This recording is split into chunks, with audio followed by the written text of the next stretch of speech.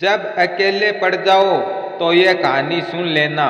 यह कहानी है एक अमेरिका में रहने वाले पति और पत्नी की, जिनके बीच में रोज झगड़ा होता था और बात तलाक तक पहुंच चुकी थी। और जब तलाक हुआ तो पति को पत्नी को पैसे देने थे, और वह पैसे इतने ज्यादा थे कि इसने अपने सारे पैसे उसे दे दिए।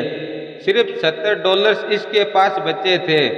इसने अपनी जिंदगी को देखा पलट के तो इसे समझ में आया कि पर्सनल लाइफ पूरी तबाह हो चुकी है। पत्नी छोड़कर चली गई है, पैसों के नाम पर सिर्फ $70 बचे हैं।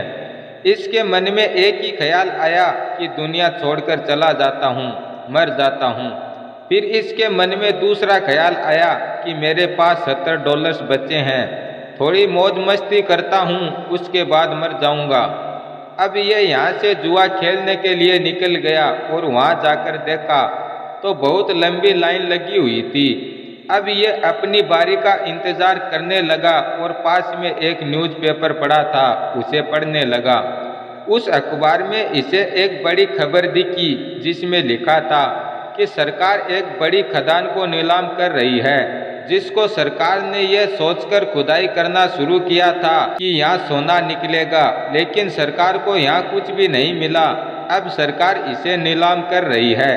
अब इसने सोचा जुए में पैसे लगाने से अच्छा है नीलामी में शामिल होता हूँ। अगर खदान में कुछ मिल गया तो ठीक है, अगर नहीं मिला तो उसी में कूदकर अपनी जान दे दूंगा।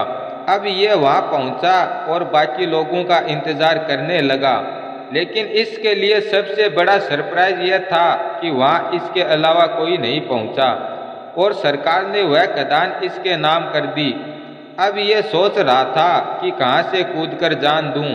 तभी वहाँ कुछ मजदूर आए और बोले, अब इस खदान के मालिक आप हो और हमें आज की तनख्वाह मिली हुई है, तो आप हमें बताएं कि खुदाई करें या चले जाएं।